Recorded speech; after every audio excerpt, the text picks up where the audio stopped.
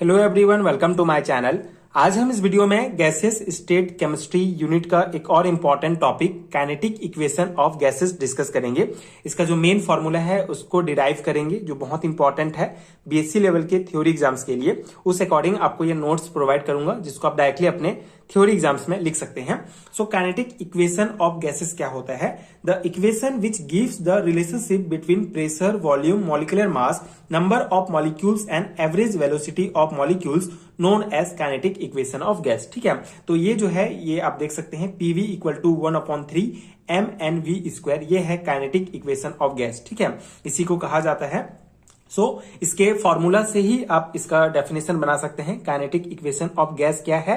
Basically ये एक ऐसा इक्वेशन है जो कि pressure, volume, molecular mass, number of molecules and average velocity, ठीक है, इनके बीच एक रिलेशन शो करता है, एक रिलेशन बताता है। उसी इक्वेशन को काइनेटिक इक्वेशन ऑफ गैस कहा जाता है। ठीक है, तो ये सिंपल सा हो गया, आपको समझ में आ गया। पीवी इक्वल टू 1/3 mnv², ये है काइनेटिक इक्वेशन ऑफ गैस। अब हम इसको डिराइव करेंगे। ठीक है, ये इंपॉर्टेंट है, लॉन्ग टाइप क्वेश्चन में पूछा जाता है कि आप काइनेटिक इक्वेशन ऑफ गैस को डिराइव करें। ठीक है, इसका डेरिवेशन हम डिटेल में देखेंगे। उसके लिए सबसे पहले हम let consider a cubical vessels containing the gas. ठीक है, एक क्यूबिकल वेसल्स हम जो है कंसीडर करेंगे जिसके अंदर में गैस भरा हुआ है। ठीक है, बेसिकली ये क्यूबिकल वेसल्स है जिसमें आप ये समझ सकते हैं कि इसके अंदर में पूरा गैस भरा हुआ है। ठीक है, यहाँ पे जो है ये L सेंटीमीटर इसकी लंबाई है। लेंथ ऑफ एक साइड का लंबाई जो है L सेंटीमीटर से डिनोट किया गया है। ठीक है, ये साइड A है, ये साइड B है, ये X एक्सिस है, ये Y एक्सिस और ये Z एक्सिस। ठीक है, इसके बीच ही ये जो है क्यूबिकल वेसल्स को बनाया गया है। सो ये gas in a cubical container. ठीक है, इस कंटेनर में आप समझ सकते हैं कि गैस भरा हुआ है। तो अब हम यहाँ पे एक एक पॉइंट हम डिस्कस करेंगे, जैसे length of one side of container. ठीक है, तो एक साइड ऑफ कंटेनर जो है L सेंटीमीटर से डिनोट किया गया है। Number of molecules of gas, ठीक है, इसके अंदर गैस भरा हुआ है तो नंबर ऑफ जो मॉलिक्यूल्स होंगे गैस के उसको N से डिनोट करेंगे।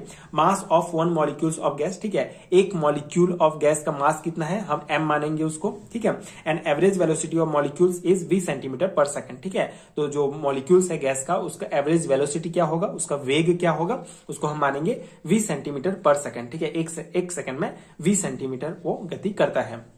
ठीक है, ये कुछ हमने ये पहले डायग्राम बनाएंगे, फिर इसके बाद जो इस डायग्राम में जो हम माने हैं उसको यहाँ पे लिखेंगे। अब हम पॉइंट डिस्कस करेंगे, that is gaseous molecule are moving in all directions. ठीक है, इसके अंदर में गैस भरा हुआ है जो हर डायरेक्शन में मूव कर रहा है। ठीक है, गैस का वही मेन प्रॉपर्टी है कि वो कहीं भी जो है मूव कर सकते हैं उसके मॉलिक्यूल। ठीक है, क्योंकि गैस के जो मॉलिक्यूल्स होंगे उनके बीच इंटरमॉलिक्यूलर डिस्टेंस बहुत कम होता है, वो बहुत दूर दूर में रहते हैं, इसलिए वो कहीं भी ऐसे सॉलिड और लिक्विड की तुलना में वो कहीं भी किसी डायरेक्शन में भी मूव कर सकते हैं with average velocity of v। ठीक है, एवरेज वेलोसिटी यहाँ हम v लेते हैं।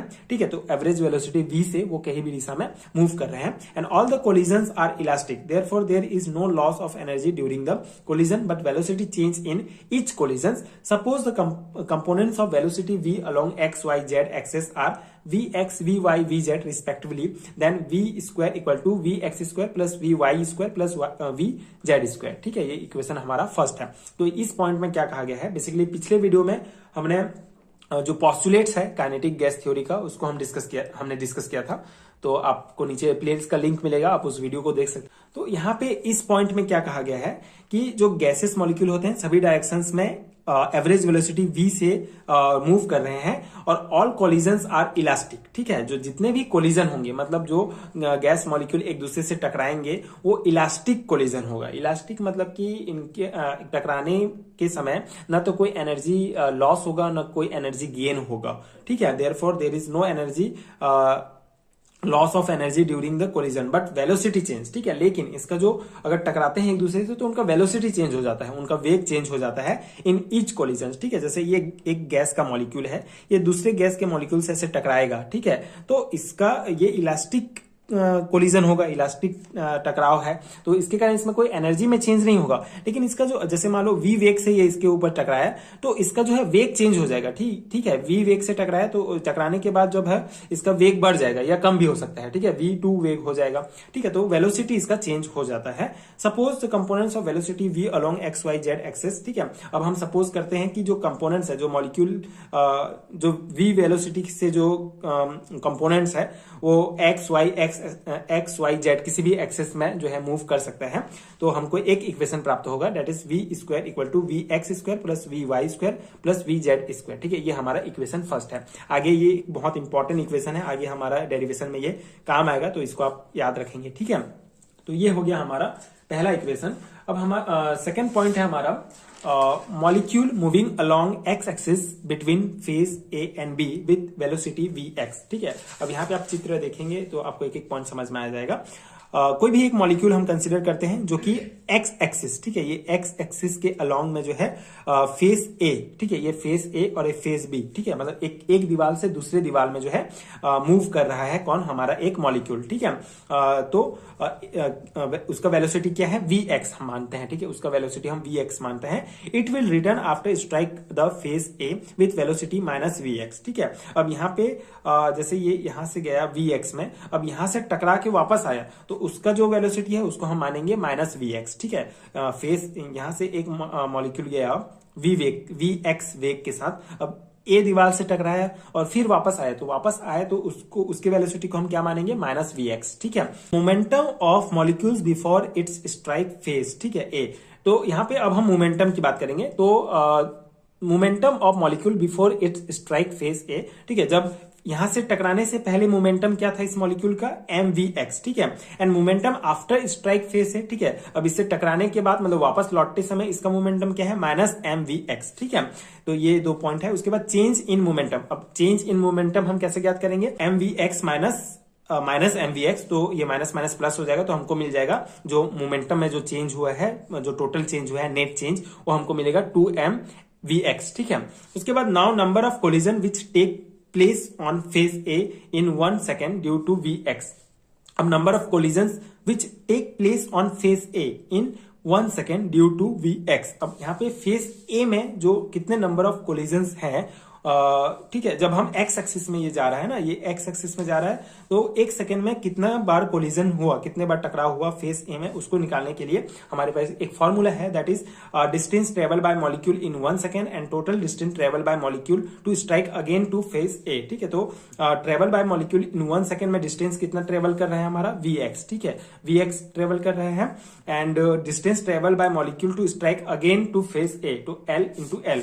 अब यहाँ पे देखेंगे ये एक बार जा रहा है तो एल, फिर वापस आ रहा है फेस ए से फेस बी में, तो ये हमारा हो जाएगा एल प्लस एल, तो हमको मिल जाएगा equation we x upon 2l। ठीक है, as the change of momentum in one collision is 2m vx। अब मोमेंटम में टोटल नेट चेंज हमारा क्या हुआ था, एक कोलिजन में 2m vx। तो change of momentum of the molecules in 1 second due to component vx for collision on the face A. अब ये हमारा नेट मोमेंटम था, एंड ये change of momentum of a molecule in 1 second due to component vx। ठीक है, for collision on a face A, तो हमारा जो मोमेंटम था उसको हम इनटू करेंगे vx अपॉन 2l से, तो हमको इक्वेशन मिलेगा mvx स्क्वायर। ठीक है, mvx, अब ये vx इंटू vx क्या हो जाएगा, स्क्वायर हो जाएगा। ठीक है, अपॉन l। अब l कैसे, ये दो कट जाएगा, तो ये हमको ये इक्वेशन मिल जाएगा। अब ये फेस ए के लिए हमको प्राप्त हुआ। अब सिमिलरली फॉर फेस बी के लिए हमको ये सेम प्राप्त होगा। ठीक है, m v x square upon L same प्राप्त होगा।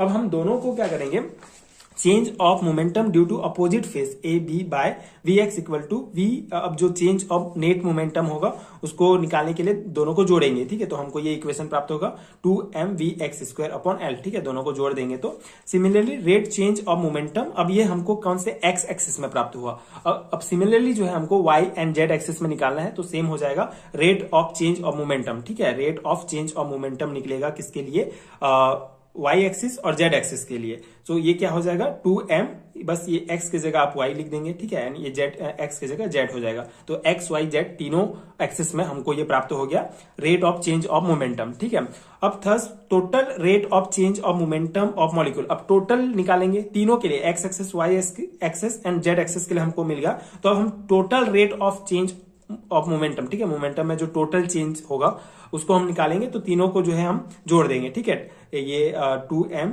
vx square upon L plus 2m vy square and 2m vz square. ठीक है, तीनों एक्सेस का जो हमको change of total change of momentum प्राप्त हुआ था उसको हम तीनों को जोड़ेंगे, तो हमको ये इक्वेशन प्राप्त होगा। ठीक, सिंपल सा मैथमेटिक्स है, ये हम एलसीएम लेंगे और इस प्रकार से हमारा निकलेगा। ठीक है, अब ये v x square plus v y square plus v z square, यहाँ अगर हम इक्वेशन नंबर फर्स्ट देखें जो मैंने पहले आपको बताया था, ये इक्वेशन नंबर फर्स्ट है, तो इन तीनों के जगह हम v2 लिख सकते हैं। ठीक है, इसके जगह v2, तो वही हमारा इक्वेशन आ जाएगा। इक्वेशन फर्स्ट यहाँ पे अप्लाई करेंगे तो 2mv स्क्वायर अपॉन एल हो जाएगा। Since the gaseous system contain n molecules, so total change in momentum for all molecules. ठीक है, Since the gaseous system contain n molecules, so total change in momentum for all molecules। ठीक है, अब यहाँ पे हमने माना था कि जो नंबर ऑफ मॉलिक्यूल्स है इस गैसियस सिस्टम में, इस कंटेनर में, वो हमने n माना था, तो n है, इसीलिए हमारा क्या हो जाएगा, change in momentum for all molecules के लिए अगर हम चेंज इन मोमेंटम निकालेंगे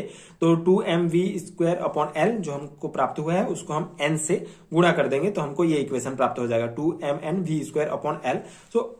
तो यहाँ पे क्या है, according to Newton second law change of momentum is in 1 second. ठीक है, ये हमारा क्या है, 1 सेकेंड में जो मोमेंटम में चेंज होगा वो निकला हुआ है। ठीक है, तो according to Newton second law change of momentum in 1 second is equal to force. ठीक है, ये फोर्स के बराबर होता है, तो इसको हम F इक्वल टू ये लिख सकते हैं 2mnv स्क्वायर अपॉन एल।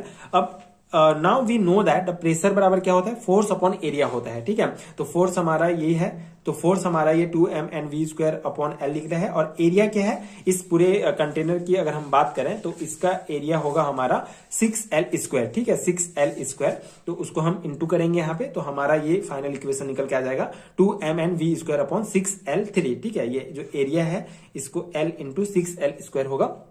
अब यहाँ पे जो है हमारा P equal to 2mnv square, अब यहाँ पे ये कटेगा हमारा 1 एंड ये 3 हो जाएगा, और यहाँ पे V जो है, V is the volume of container, V equal to L3। ठीक है, अब यहाँ पे ये L3 की जगह हमने V लिया है क्योंकि जो V है ये पूरे कंटेनर का वॉल्यूम है। ठीक है, एंड उसके बाद हमारा नेक्स्ट पॉइंट आएगा P equal to 1/3mnv square, और ये V हो जाएगा, L3 की जगह V ले लेंगे और ये 2 से 3 कट जाएगा। ठीक है, 2 से 6 कटेगा तो 3 आ जाएगा, तो हमारा फाइनल इक्वेशन निकल जाएगा PV इक्वल टू 1/3mnv, इधर चले जाएगा P के साथ, तो ये हमको प्राप्त हो जाएगा हमारा काइनेटिक गैस इक्वेशन। तो इस प्रकार से हम काइनेटिक गैस इक्वेशन को डिराइव करते हैं। आई होप आपको समझ में आ गया होगा, सिंपल सा टॉपिक है, आप बार बार प्रैक्टिस करेंगे तो आपको आ जाएगा। मुझे जितना आता था मैंने समझाने का प्रयास किया, मे भी कहीं पे गलती हो सकता है तो आप सुधार लीजिएगा, एंड आई होप कि ये वीडियो आपके लिए हेल्पफुल रहा होगा। Gaseous state chemistry physical chemistry का एक बहुत ही इंपॉर्टेंट यूनिट है। सो अगर आपको इस यूनिट का कंप्लीट हैंडरिटन नोट चाहिए तो नीचे डिस्क्रिप्शन बॉक्स में आपको पीडीएफ स्टोर का लिंक मिलेगा, वहां आप चेक कर सकते हैं। यहाँ पे आप टॉपिक देख सकते हैं, इन सभी टॉपिक्स का डिटेल एक्सप्लेनेशन आपको पीडीएफ के अंदर मिलेगा, जो बीएससी एंड एमएससी लेवल के सेमेस्टर एग्जाम्स के लिए बहुत इंपॉर्टेंट है। कंप्लीट हैंडरिटन नोट्स हैं, स्पेशली थ्योरी एग्जाम के पर्सपेक्टिव से नोट्स बनाया गया है, तो ये नोट्स डेफिनेटली आपके एग्जाम प्रिपरेशन के लिए बहुत हेल्पफुल होगा। नेशनल एजुकेशन पॉलिसी 2020 के अकॉर्डिंग जो सिलेबस दिया गया है, जो न्यू सिलेबस प्रोवाइड किया गया है, उस सिलेबस के अकॉर्डिंग अपडेटेड हैंडरिटन नोट्स हैं। सो डेफिनेटली अगर आपके सिलेबस में ये यूनिट एंड ये टॉपिक्स दिए गए हैं तो आप ये नोट्स बाय कर सकते हैं, आपके एग्जाम प्रिपरेशन के लिए बहुत हेल्पफुल होगा। Thank you so much for watching.